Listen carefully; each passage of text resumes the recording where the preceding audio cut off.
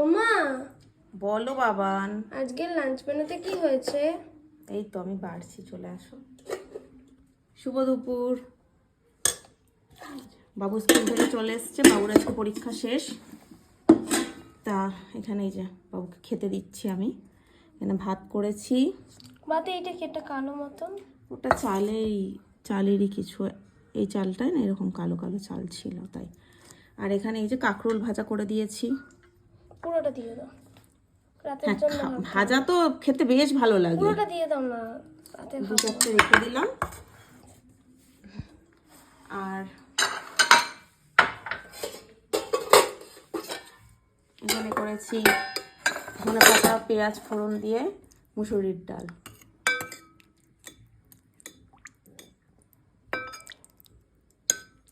লেবু কাটা হয়নি, একটু স্যালাড কাটতে হবে, কিন্তু বাবুর খিদে পেয়ে গেছে, ওকে আগে দিয়ে দিই, ও খেতে থাকবে, আমি এদিকে স্যালাডটা কাটবো। একটু পাতি লেবু দেবো। হ্যাঁ, এখানে আসো বাবা।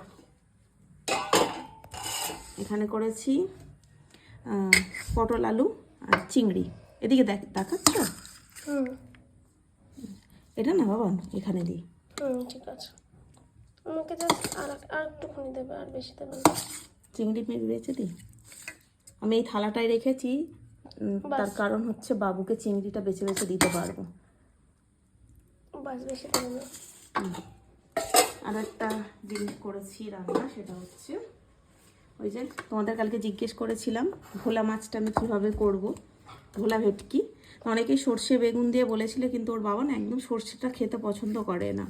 সেই জন্য এক দিদিভাই আমাকে বলেছিল আদা রসুন, অনেকেই বলেছে আদা রসুন দিয়ে কষিয়ে তারপরে ধনেপাতা টমেটো দিয়ে করার জন্য। তো আমি ওইভাবেই এবার আমাকে বলে দিয়েছিল গরম মশলা দিয়ে, আর এইভাবে করেছি মাছের ঝালটা।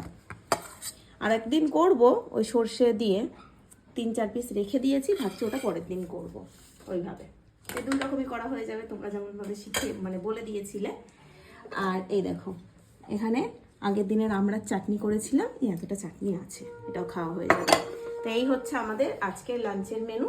বাবুর খিদে পেয়ে গেছে, ও ঝটপট এখন এবার খেয়ে নিই। টাটা।